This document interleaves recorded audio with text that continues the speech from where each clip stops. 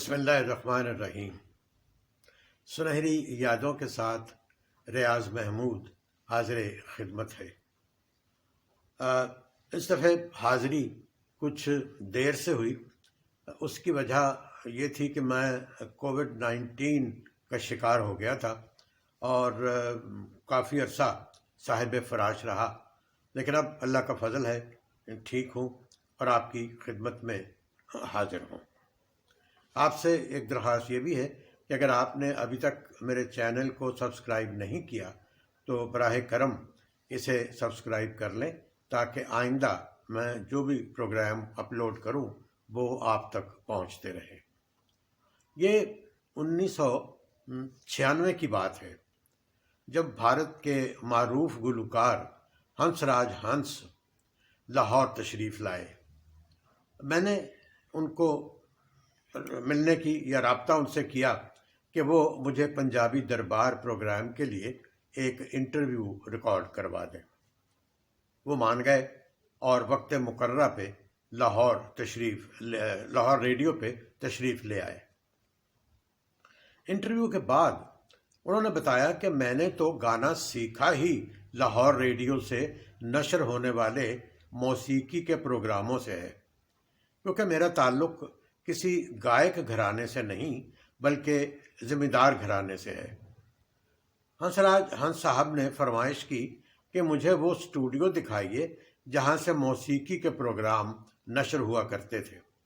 میں انہیں studio number 2 میں لے گیا جو ہمارا میوزک اسٹوڈیو ہے، اور انہیں بتایا کہ اسی اسٹوڈیو میں ملکہ موسیقی روشن آرا بیگم، استاد نزاکت علی خان، سلامت علی خان، استاد امانت علی خان، استاد فتح علی خان اور دوسرے نامور گائک پروگرام پیش کیا کرتے تھے۔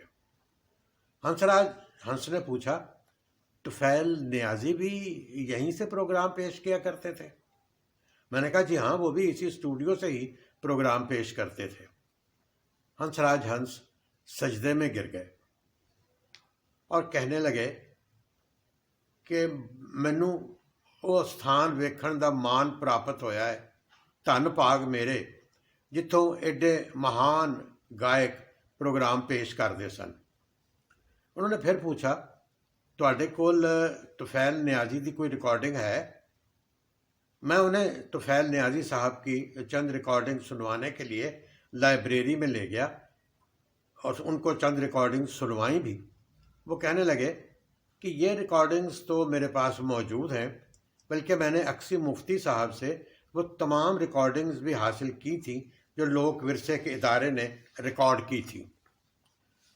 طفیل نیازی صاحب سے میرا پہلا تعارف اس ٹیپ سے ہوا جو کراچی سے ٹرانسکرپشن سروس کے ڈائریکٹر سلیم گیلانی صاحب نے ہمیں لاہور ریڈیو پہ بھجوائی تھی۔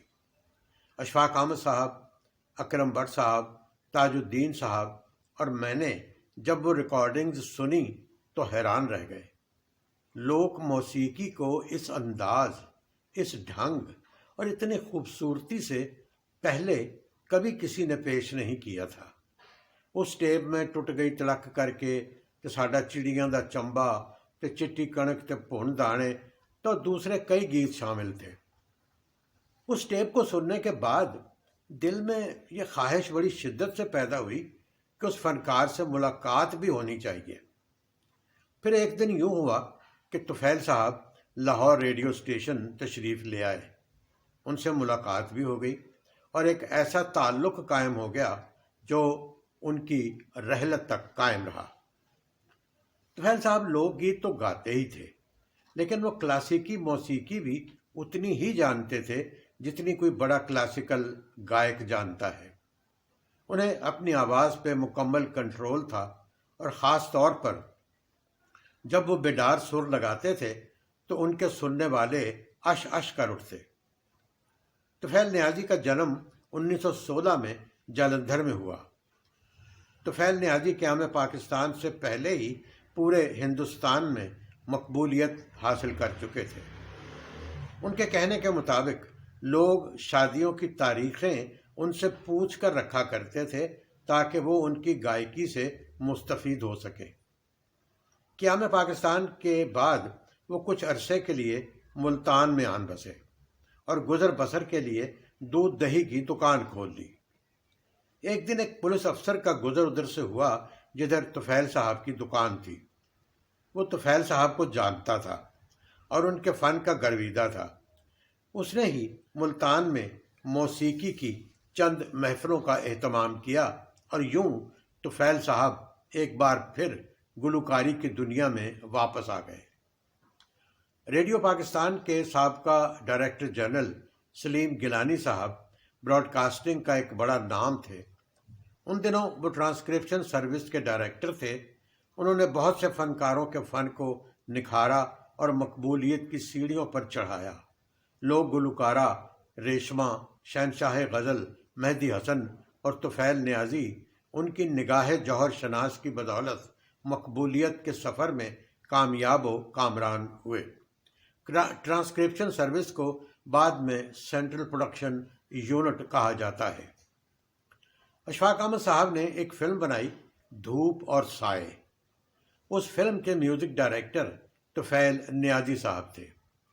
فلم تو کامیابی حاصل نہ کر سکی، لیکن طفیل نیازی صاحب کے تخلیق کردہ نغموں کو خاصی پذیرائی ملی۔ 1970 میں ریڈیو چھوڑ کے national council of the arts Islamabad چلا آیا۔ ان دنوں فیض احمد فیض صاحب نیشنل کونسل کے چیئرمین تھے اور اکسی مفتی صاحب اسی ادارے میں قائم فوک لور ریسرچ انسٹیٹیوٹ کے ڈائریکٹر تھے۔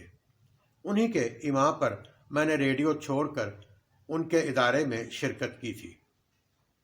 مفتی صاحب بھی طفیل نیازی کے فن کے گرویدہ تھے، چنانچہ وہ طفیل صاحب کو اپنے ادارے میں اسسٹنٹ ڈائریکٹر کی حیثیت سے لے آئے۔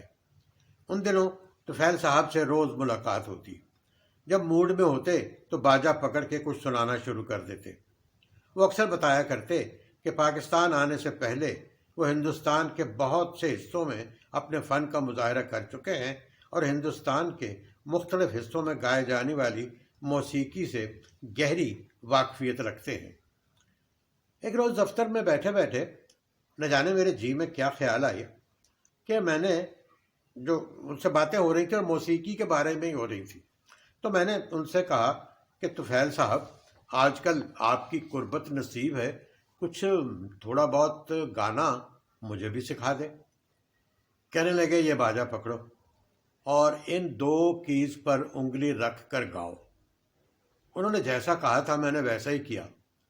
کچھ 1.5 منٹ کے بعد انہوں نے اشارہ کیا کہ بس۔ میں نے پوچھا حضور کیا رائے ہے؟ بولے بڑی کوڑی آواز ہے تیری، پر میں تینوں 2 مہینوں وچ حبیب ولی محمد بنا دوں۔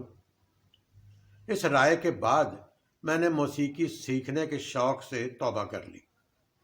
ایک بار بتانے لگے کہ میں آج کے بنگلہ دیش اور اس وقت کے مشرقی پاکستان میں ایک موسیقی کی محفل میں شرکت کے لیے ہوائی جہاز میں جا رہا تھا۔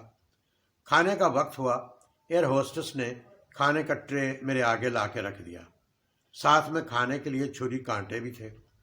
میں چھری کانٹے سے کھانا نہیں جانتا تھا، جبکہ دوسرے مسافر چھری کانٹے کی مدد سے کھانے میں مصروف تھے۔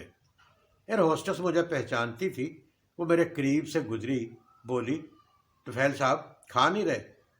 میں نے کہا منی حالے بھوک نہیں، ذرا ٹھہر کے کھاواں گا۔ بھنے ہوئے مرغ اور پلاؤ کی خوشبو میری اشتہا بھڑکا رہی تھی، لیکن میں مجبور تھا۔ اچانک میری نظر دوسرے مسافروں پر پڑی، اکثر ہاتھ سے کھا رہے تھے۔ مجھے بڑا اطمینان محسوس ہوا اور میں نے کہا طفیل محمدہ، ਭਾਵੇਂ ਉੱਤੋਂ ਜਿੰਨੇ ਮਰਜ਼ੀ ਬਾਊ ਬਣ ਜਾਣ, ਵਿੱਚੋਂ ਤੇ ਇਹ ਵੀ ਮੇਰੇ ਵਾਂਗੂ ਫੋਕ ही ने। راولپنڈی میں میں سیٹلائٹ ٹاؤن میں رہتا تھا اور طفیل صاحب بھی میرے گھر سے چند قدم کے فاصلے پر رہتے تھے۔ اکثر شام کو میں ان کے ہاں چلا جاتا یا وہ میرے ہاں آ جاتے، خوب گپ شپ رہتی۔ ایک روز جب میں ان کے ہاں گیا تو وہ بستر پہ دراز تھے، چہرہ اترا ہوا، آنکھیں بند، ہونٹ سوکھے ہوئے۔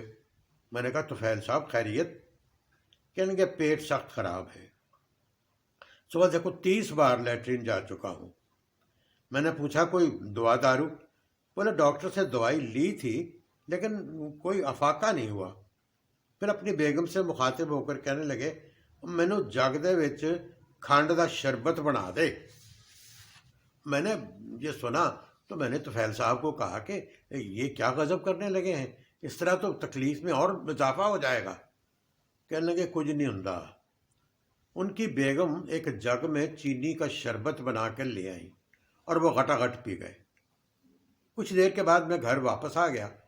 اگلی صبح میں اس خیال سے ان کے ہاں گیا کہ اس بد پرہیزی کے بعد تو وہ اب تک زندہ نہیں ہوں گے، لیکن جب میں وہاں پہنچا تو طفیل صاحب بالکل صحت مند بیٹھے ہوئے تھے۔ میں نے پوچھا کیا حال ہے؟ کہنے کہ اس شربت نے بچا لیا، نہیں تو میں لگا گیا سی۔ طفیل صاحب کھانے کا بڑا اعلیٰ ذوق رکھتے تھے۔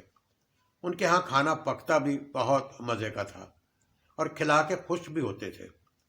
جن دنوں وہ لاہور میں مقیم تھے انہوں نے اشفاق احمد صاحب، رضی ترمذی صاحب اور مجھے اپنے گھر کھانے پہ بلایا۔